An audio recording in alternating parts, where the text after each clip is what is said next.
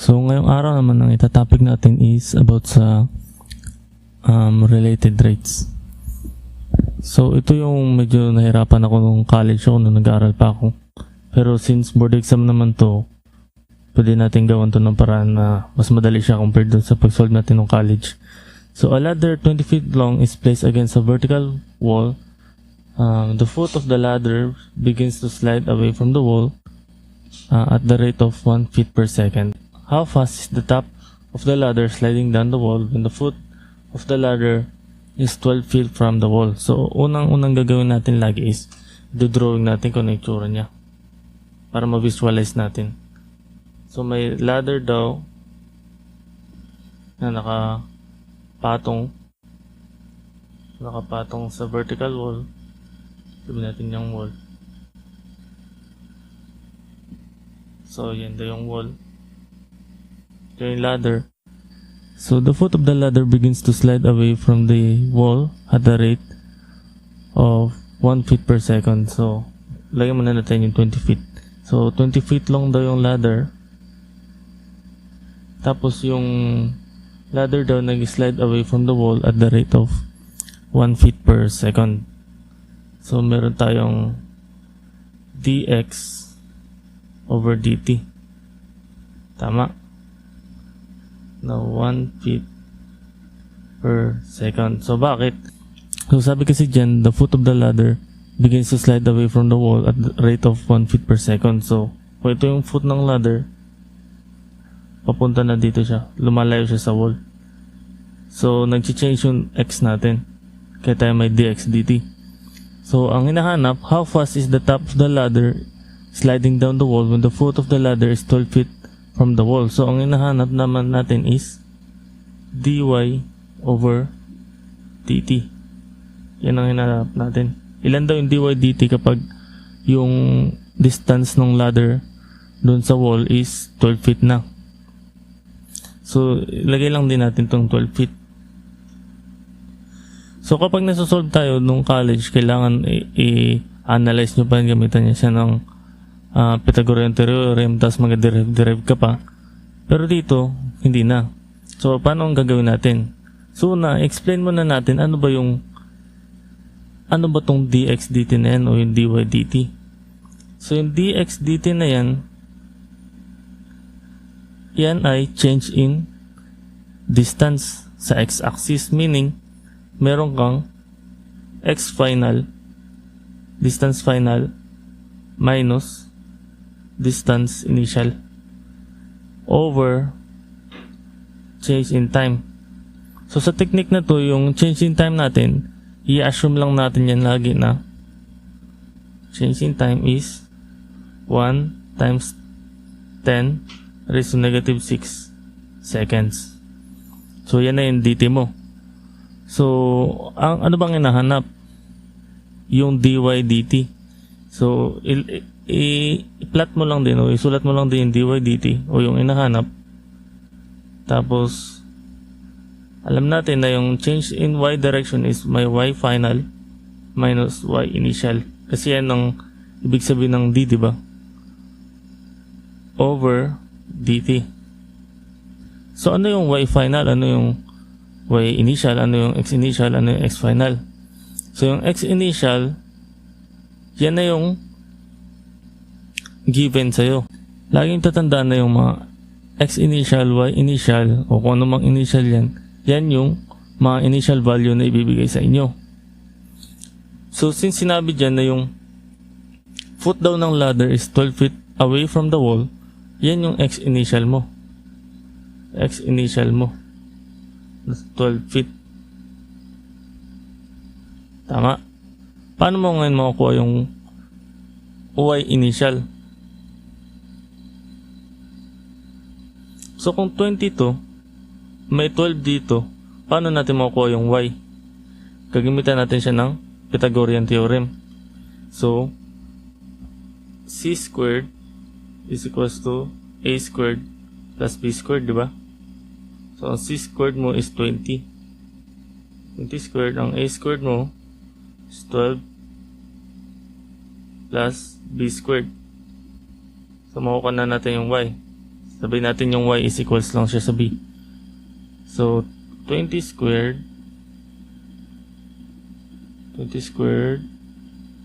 is equals lang siya sa 12 squared plus x squared. So, nakuha na natin yung y initial na 16. Ang y initial mo pala ay 16.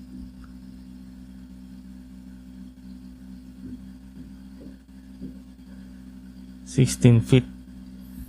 Ngayon, ano bang hinahanap? Diba yung dy dt? So, kailangan mo pa ng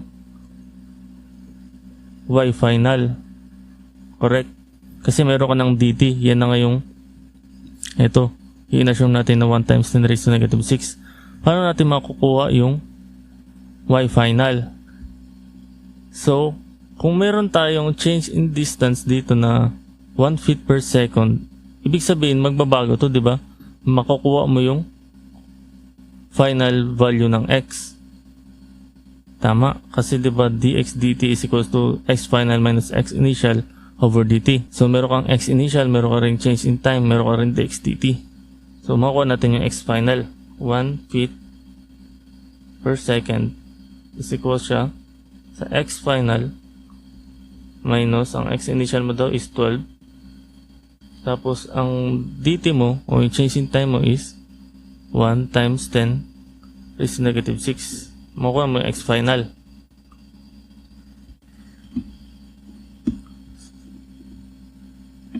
So, shift solve 1 is equals to sa x final minus 12 over 1 times 10 raised to negative 6. So, ang makukuha mo is 12.000001 feet. So, ibig sabihin lang yan, in 1 times 10 raised to negative 6, ang magiging sunod na distance mo is ito na, 12.0001. So, maliit lang siya kasi sobrang liit lang naman ng change in time natin dyan eh. So, yan yung x final mo. Ngayon, paano mo ngayon makuha yung y final? So, meron ka pa rin hypotenuse dito na 20 feet. So, imagine kapag pinatong yung ladder sa wall, kapag bumaba ba yan, magbabago ba yung distance o magbabago ba yung length ng ladder? Hindi, di ba? Kaya ang sabi natin itong ladder na yan is R. So, ang R initial mo at R final mo is equal lang siya sa 20 feet. Tama. So, makukuha mo na ngayon yung y final.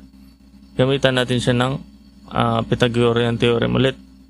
So, 20 squared is equal siya sa 12.12345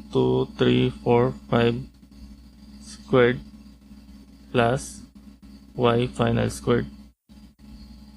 So, makukuha natin yung y final. So, kapag gagamitin nyo itong method na to, kukunin nyo lahat ng decimal na lalabas sa calculator nyo. So, 20 squared is equal siya sa 12.502345 1 squared plus x squared.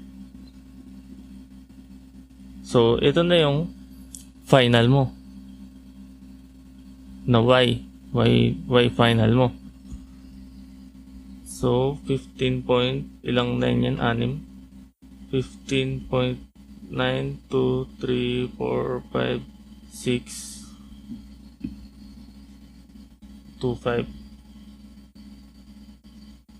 So, anong nangyari? Yung 16 naging 15.9999925. So, tama ba yun? Tama, kasi 'di ba ang mangyayari itong dy dt mo o itong length nito unti-unti bababa siya. Tama? Kaya lumiit siya. Ngayon, sabi nga natin ang dy dt natin is y final minus y initial over change in time. So, meron na tayong y final. Diretso na natin sa calculator. answer minus, ilan yung y initial mo? 16, di ba? Ilan yung change in time? 1 times 10 is negative 6. So, ang dy dt mo pala is negative 3/4 feet per second.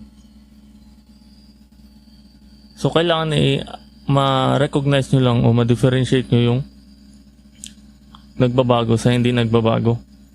Tapos, kunin nyo yung final values ng bawat isa para makuha nyo yung final value o yung change in time ng pinapahanap sa inyo.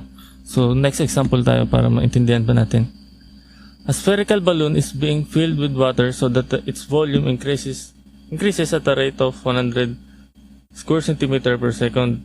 How fast is the radius of the balloon increasing when the diameter is 50?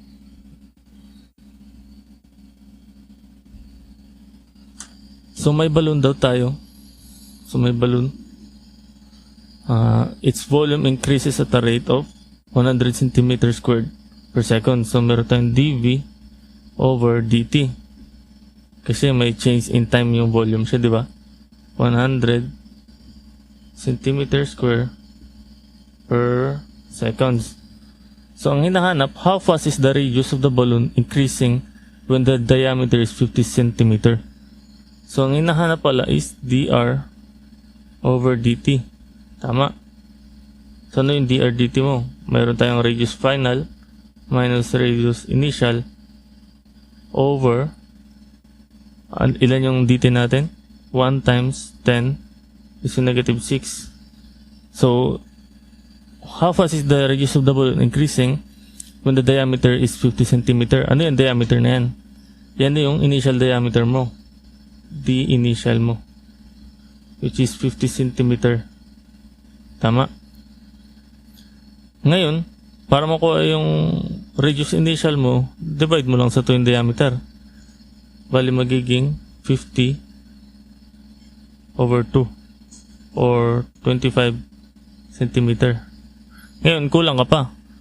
Para makuha mo yung dr dt, kailangan mo nung radius na final, di ba? Saan natin makukuha yan? So, since meron tayong dv dt na 100 cm squared per second, ano ba yung ibig sabihin ng dv dt na yan? Di ba, ang dv dt is volume final minus volume initial over 1 times 10 is negative 6. So, meron na tayo yung ano bang formula ng volume? Volume ng spherical balloon. Ang volume, di ba, is 4/3 pi r cube. Ngayon, pwede na natin siyang kunin. Meron pala tayong 4/3 pi. So, since final volume tong una, ito ay r final cube. Tama. Minus 4/3 pi r initial cube over 1 times 10 raised to negative 6. Tama. So, meron tayong 100 is equal sa 4/3 pi r final cube minus 4/3 pi, ang r initial mo ilan? 25 cube over 1 times 10 is negative 6. Tama. So, makukuha na natin yung r final. So, ilan yan? 100 is equal sa 4/3 pi x cube minus 4/3 pi 25 cube over 1 times 10 raised to negative 6. So, kailangan kunin nyo ulit lahat. 25.0, ilang 0 yun? 1, 2, 3, 4, 5, 6, 7. 1, 2, 3, 4, 5, 6, 7. 1, 2, 3, 4, 5, 6, 7. So, yan pala yung radius final mo. So, ngayon, makukuha mo na yung change in radius. Kasi ang change in radius mo, diba, is R final minus R initial over dt. So, makukuha mo na yung dr over dt mo. So, ilan yan? Diretso natin sa calcu. Answer minus ilan yung R initial mo? 25. Ang change in time mo is 1 times 10 raised to negative 6. So, ang sagot is 0.01273. 0.01273 3 2 4. So, tama na ba yan? So, tingnan natin kung tama. Ang 1 over 25 pi, ilan yan? 1 over 25 pi. Tama. 0.0127324. So, ngayon, nakuha mo na naman yung change in radius mo.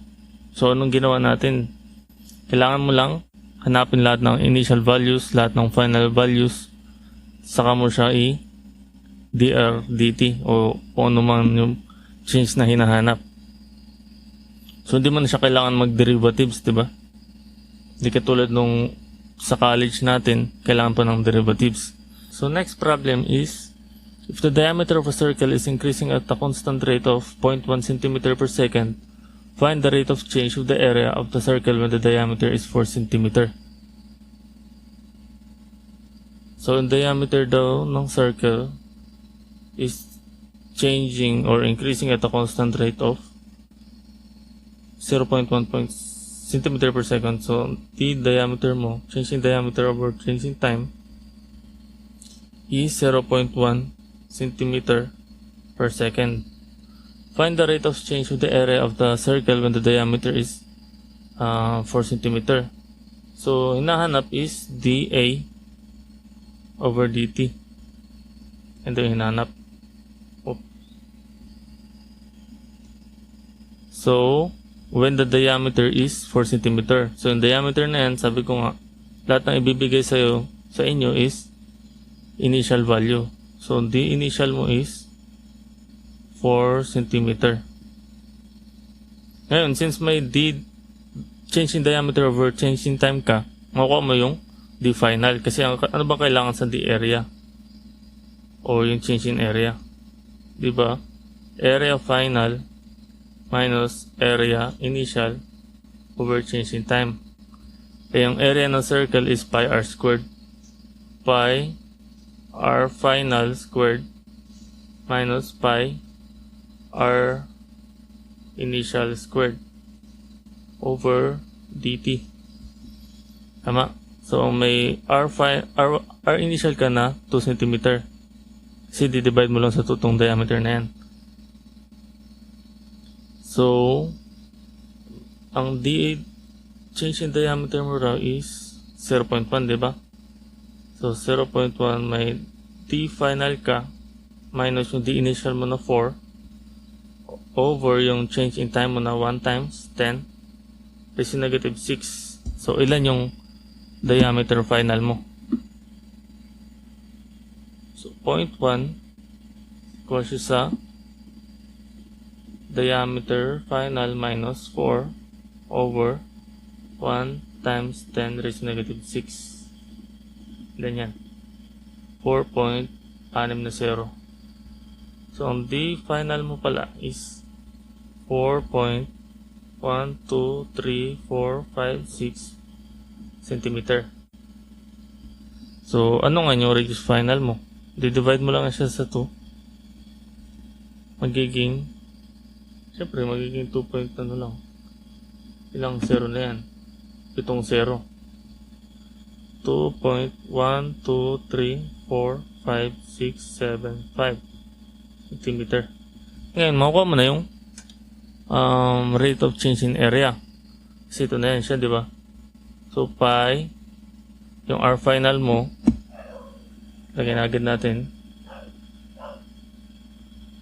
pi, answered squared minus pi 2 squared over change in time na 1 times 10 raised to negative 6. So, ang area mo o yung dA dt mo pala is yan yun, 0.6283 135 square centimeter per second. Tama ba? Dito is 0.2 pi. So, try natin yung 0.2 pi. Tama. So, tama. 0.6283185. Tama. Malapit na siya, di ba? So, kailangan nyo hanapin lagi yung initial, hanapin nyo yung final, tapos saka kayo mag-change in time. Hanapin nyo yung change in time. So, next problem is a baseball diamond is a square whose sides are 90 feet long. If a batter hits the ball and runs to the first base at the rate of 20 feet per second, how fast is distance from the second base changing when he has run 50 feet? So, may baseball diamond daw. So, di ba yung baseball diamond, ganito siya. Oops, mali. Ganito yung itsura niya. Diamond. Diamond nga, di ba? Diamond siya. So, yung mga size daw niya is 90 feet. So, 90 yan. 92. Tingnan natin sa loob. So, 92, 90, 90, 90. Tama. If a batter hits the ball and runs to the first base, sasabihin natin ito yung pwesto nung hitter. Tumakbo raw siya ng first base. Sabihin ito yung first base. Kasi ito yung second base, diba?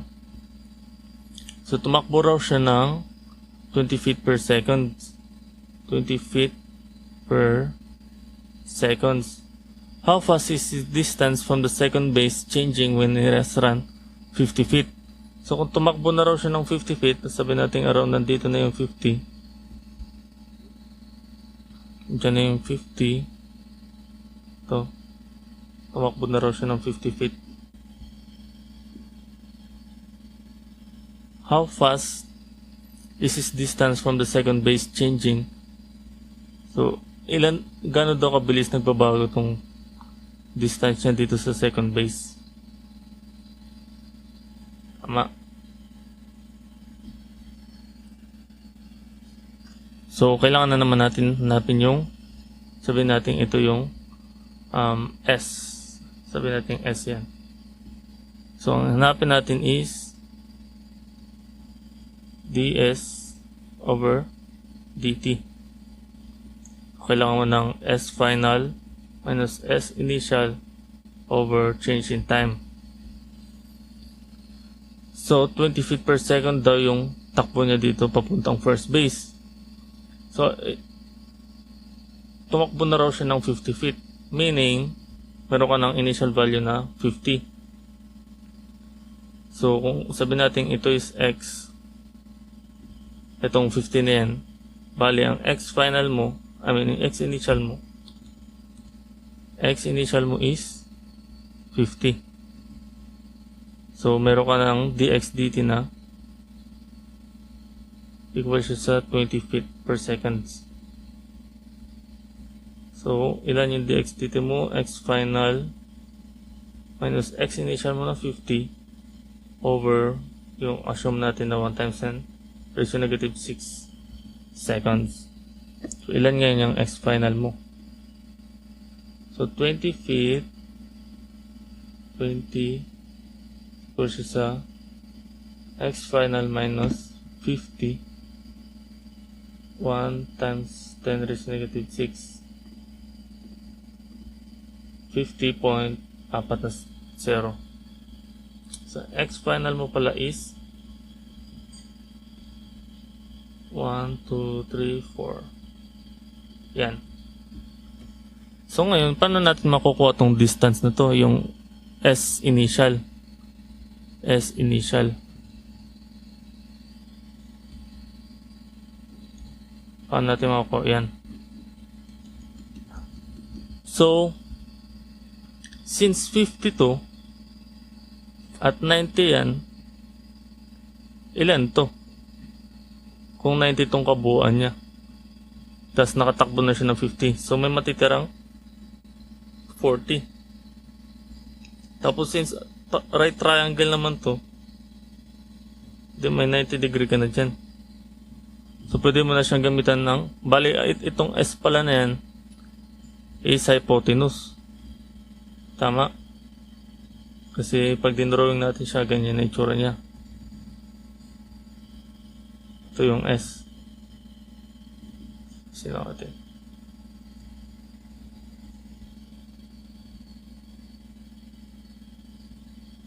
So, ito pala yung 90.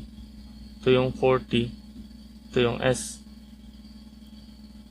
So, makukuha na natin yung initial value ng S, which is, gamitan lang natin siya ng Pythagorean theorem.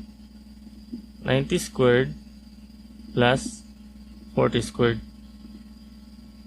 90 squared plus 40 squared, which is 10 square root of 97. So, ang S initial mo pala is 10 square root of 97.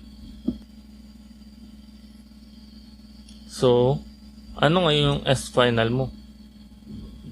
S final.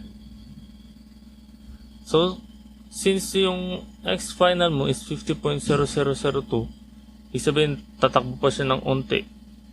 Kung 90 yan, di ma-minusan mo din siya ng 50.0002, tama? Kasi nagdagdag na siya ng distance dito at a time, at a change of time na 1 times 10 raised to negative 6. So, madadagdagan siya dito, pero sobrang late lang. Bali, magiging 90 minus 50.12342. Yan. So, ito pala is magiging 39.498. So, sabi natin ito is Z. Ano lang natin, lagyan natin siya ng variable para hindi tayo malito. So, ang Z initial mo is 40, di ba? Ang Z final mo is ilan yun? 39.498. 39.12348. Tama. So, tama lang kasi diba nung kapag dumagdag siya ng distance dito sa kabila, liliit to. Kaya tama lang na lumate siya, naging 39.498. Tama. So, nag-gets nyo ba? Kasi 52, diba? Tapos, nung at a change of time na 0.001 o 1 times na raised to negative 6, nadagdagan pa yan ng unting distance lang, pero magiging 50.0002. Meaning, kung nadagdagan to, ibig sabihin mababawasan to. Kaya magiging 39.99998 siya. Pero itong side na to, magbabago ba? Hindi, di ba? Ibig sabihin, mananatili siyang 90 pa rin. So, ang S final mo pala, hindi siya S final pala. Itong side na to, which is yung sabi nating Y, ang Y final mo pala is equals na sa Y initial mo na 90. So, makukuha na natin yung S final. Gamitan natin siya ulit ng Pythagorean. So, ang S final squared mo is Y final squared plus Z final squared. So, square root ng 90 squared plus yung sagot natin kanina, yung 39.99998. So, ito na pala siya. Ang S final mo pala is ilan? 98.4885. 98.48, tama ba? 48.85699. 85699.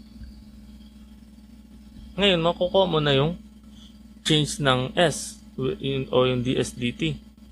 Kasi meron ka ng S final minus S initial over 1 times 10 is negative 6. So, ilan yan? Ilan yung S final mo? Ito na, diba? So, answer minus 10 square root of 97. Kasi S initial mo, diba? Yung nakuha natin kanina is 10 square root of 97 over 1 times 10 raised to negative 6. So, ang sagot is negative 8.1227. Negative 8.1227. So, tama. So, tama lang din siya na naging negative kasi habang papalapit siya sa first base, palit yung distance niya sa second base. Tama. So, tama lang siya na negative. So, ganun mag-solve ng related rates na hindi na kailangan mong mag-derivatives. So, kailangan mo lang hanapin yung mga final, yung initial values ng hinahanap na change in time.